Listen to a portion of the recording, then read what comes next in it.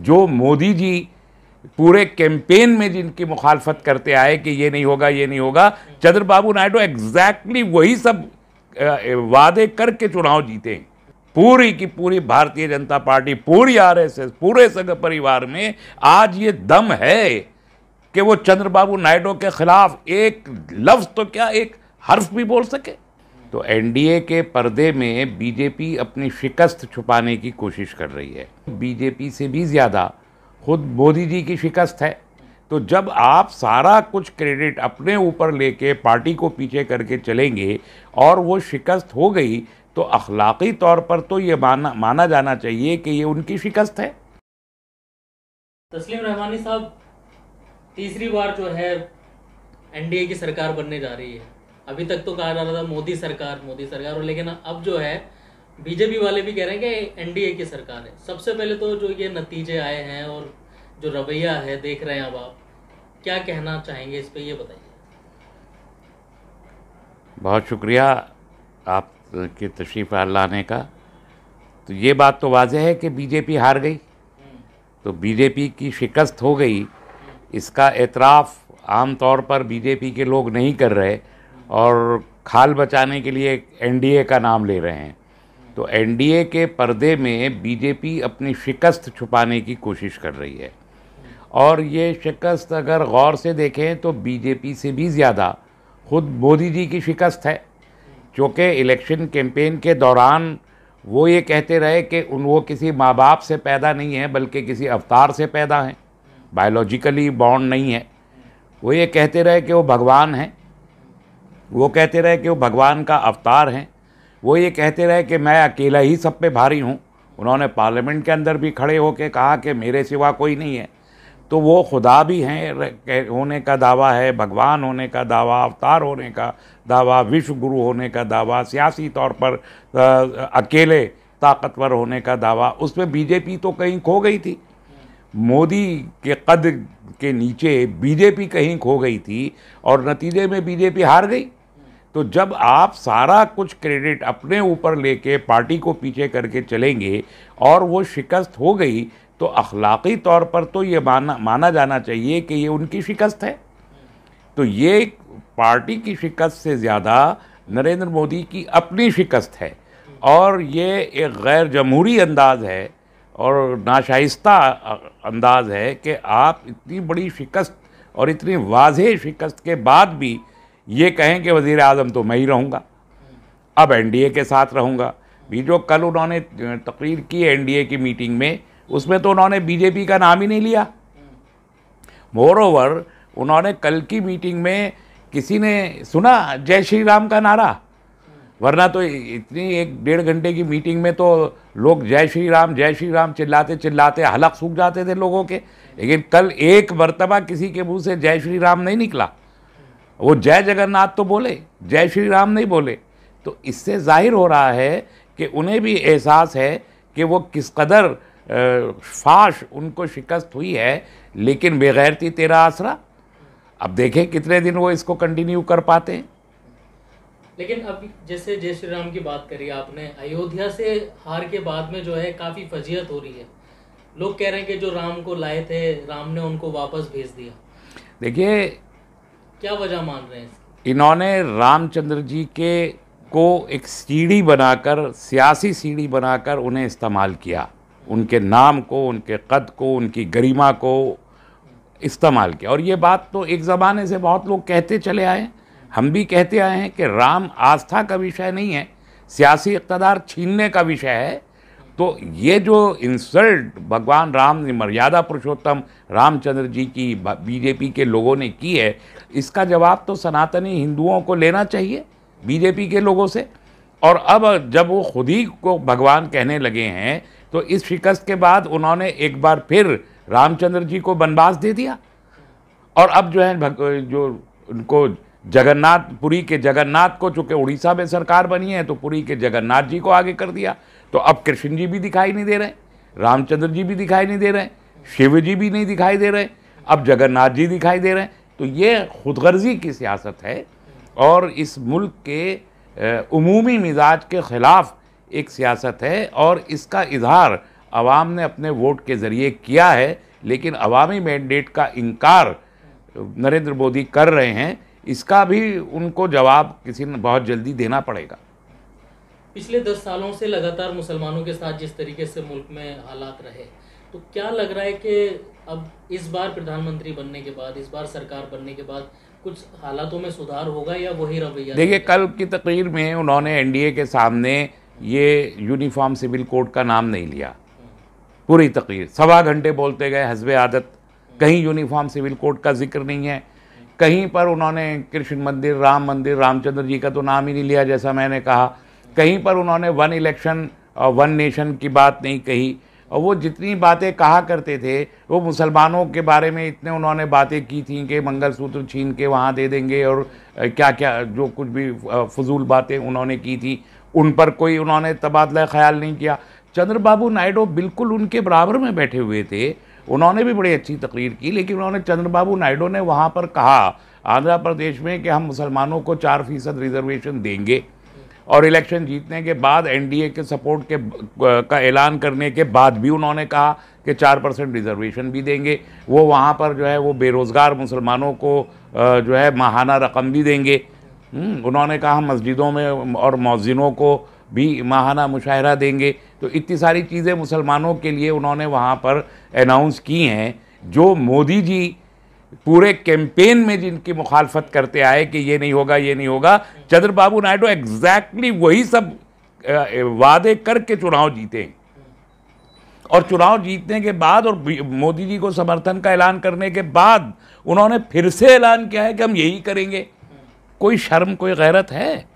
क्या जुर्रत है पूरी की पूरी भारतीय जनता पार्टी, पूरी आरएसएस, पूरे संघ परिवार में आज ये दम है कि वो चंद्रबाबू नायडू के खिलाफ एक लफ्ज तो क्या एक हर्फ भी बोल सके? है ये जुर्रत? क्या मजबूरी है? इक़्तिदार का लालच। आज चंद्रबाबू नायडू ना हो तो इक़्तिदार नहीं रहेगा, आज नीतीश हट जाएं तो इक़्तिदार नहीं रहेगा। तो ये बात समझ में आ जाती है कि भारतीय जनता पार्टी कोई आइडियोलॉजिकल ऑर्गेनाइजेशन नहीं है, वो इक़्तिदार की लालची एक पार्टी है। और उस पार्टी ने जिस आदमी को अपना सबसे बड़ा लीडर बनाया है, वो खुद अपने ज़ाती इक़्तिदार का लालची है। और उसके लिए कोई उसूल, कोई ज़ाब्ता, कोई कानून, कोई नज़रिया, कोई पॉलिसी, कोई सियासी हिकमत उसके पेश नज़र नहीं है। सिर्फ और सिर्फ इक़्तिदार उसके पेश नज़र है। उसके लिए उसे मुसलमानों को गाली देनी पड़ती है, मुसलमानों गाली देते हैं उसे। जिस दिन हिंदुओं को गाली देने की ज़रूरत पेश आएगी, वो हिंदुओं को गाली देंगे। आज वो भगवान रामचंद्र जी का नाम लेते, भगवान भगवान बोल के मर्यादा पुरुषोत्तम को बेइज्जत करके, उनके नाम का नाजायज़ इस्तेमाल करके पिछले 40 साल इक़्तिदार में है। कल उनको इन्हीं मर्यादा पुरुषोत्तम रामचंद्र जी को गाली देने की नौबत आई अगर कि हम उसके ज़रिए इक़्तिदार, तो ये वो भी करेंगे। तो मुल्क के अवाम को ये बात समझनी चाहिए कि जिसके मद्देनज़र, जिसका मकसूद नज़र इक़्तिदार के सिवा कुछ ना हो, उससे ज़्यादा बदतरीन कोई शख्सियत नहीं हो सकती, और उससे किसी फैज़ की उम्मीद, किसी फ़ायदे की उम्मीद मुल्क के अवाम को नहीं करनी चाहिए। अभी जैसे लगातार वक्फ की जायदादों को निशाना बनाया जाता रहा, चाहे मस्जिद हो या मदरसे हों या दरगाहें हों, इस तरीके की जो ये वारदातें या हरकतें रही हैं सरकार के ज़रिए, इन पर भी रोक लगेगी क्या? देखिए, रोक लगे या ना लगे, लोग बुलडोज़र चलाते थे, फ़ख्र किया करते थे, हम बुलडोज़र बाबा हैं, हम बुलडोज़र मामा हैं, हम बुलडोज़र मैन हैं, हम घुस के मारेंगे, हमने मार दिया, हम मार सकते थे, हमने मार दिया। उनको एक बहुत बड़ा सबक मिल गया है। और एक बात ये जहन में रखिए, ये सबक मुसलमानों ने नहीं दिया है तन्हा। जो ये कुछ टेलीविज़न चैनल के जो दिहाड़ी और तिहाड़ी मज़दूर की तरह काम करने वाले कुछ जो एंकर्स हैं, जर्नलिस्ट नहीं हैं, एंकर्स हैं, ये एंकर हैं मुसलमानों के वोट से। भाई, मुसलमानों का वोट 2014 में भी यही था जब नरेंद्र मोदी जीत गए थे, 2019 में भी यही था जब नरेंद्र मोदी जीत गए, 2022 में योगी के वक्त में भी उतना ही वोट उत्तर प्रदेश में था, है ना। तो वो वोट अकेले नहीं है। मानना ये पड़ेगा कि मुस्लिम वोट के साथ साथ इस मुल्क का वो गैर मुस्लिम तबका जो मुल्क की जमहूरियत में, मुल्क के दस्तूर में यकीन रखता है, उसने भी इस नफ़रत अंगेज़ सियासत को, बुलडोज़र की सियासत को मुसलमानों के मुखालफत की, नफ़रत की सियासत को रिजेक्ट किया है नरेंद्र बीजेपी को इतनी बड़ी शिकस्त दे के। ये बात हमें तस्लीम करनी चाहिए। खाली मुसलमान का जो लोग ये मीडिया के लोग भड़काने की कोशिश कर रहे हैं, एक बार फिर जो है वो पोलराइज करने की कोशिश कर रहे हैं कि हिंदू भाइयों को ये मैसेज दें कि देखो मुसलमानों ने मोदी को हरा दिया। नो, ये बात तो अकल से समझनी चाहिए ना। 2014 में क्या इतने ही मुसलमान वोटर नहीं थे? क्या उस वक्त उन्होंने बीजेपी को वोट दिया था? उस वक्त भी नहीं दिया था मुसलमानों ने वोट, कभी भी नहीं दिया, आज तक नहीं दिया मुसलमानों ने वोट। तो 2019 ये सब बातें समझनी चाहिए कि ये खाली मुस्लिम वोट नहीं है। हिंदू वोट जब पोलराइज हुआ था तो ये जीत गए थे। अब हिंदू वोट ने समझ लिया है कि बेकार लोग हैं, इनसे नुकसान हो रहा है, मुल्क को नुकसान हो रहा है, मुल्क की तरक्की रुक रही है। उन्होंने जो है हिंदुओं और ख़ास तौर पर उन्होंने ये कि फालतू में मंदिर मस्जिद और हिंदू मुस्लिम करके जीतने वाले लोग हैं, ये कलई खुली है, ये मुट्ठी खुली है। उसकी वजह से जो यहाँ मुल्क का बैलेंस्ड हिंदू है उसने भी मुसलमानों के साथ मिलकर वोट किया है दस्तूर को बचाने के लिए।